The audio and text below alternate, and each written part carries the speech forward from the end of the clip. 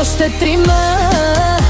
Изпуснах си трамвая, забравих да направя каравая и по цял ден си мечтая картофи аз да копая. Ямбол, най-хубавия град, радостин е нашия депутат. А кой ще ми бъде адвокат, да ми свърши работата и така? Чат-пат, о да, давай Елинка, аз съм като малка капинка, не се продавам дори за стотинка, струвам повече от тебе, е чията стринка.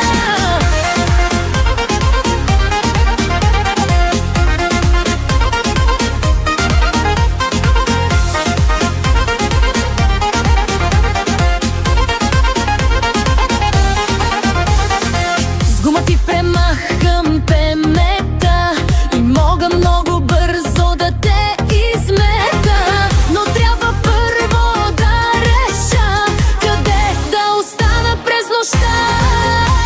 Захари помага кокошките да внасям, от двора изнасям, после пак внасям.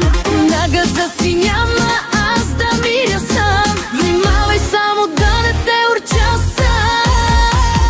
Киприя, моят най-добър приятел, той винаги е с добър показател. Всеки изминал ден рейтинг да си вдига, от сутрин до вечер седи да пише, дори не мига.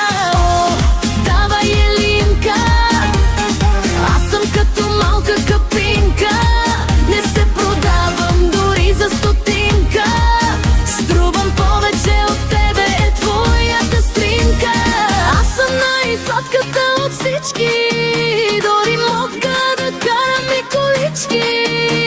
Порше или бебе ти избираш, не дай само капилито да стресираш. Всяка сутрин ям яйца, Захари ще донесе кокошките сега. Серванте си Павел, най-яките имена, ходят на море със своя баща. Обаче Захари кокошките не връща, взе ме блокира да изгорим ли неговата къща. Царевица обеща да дони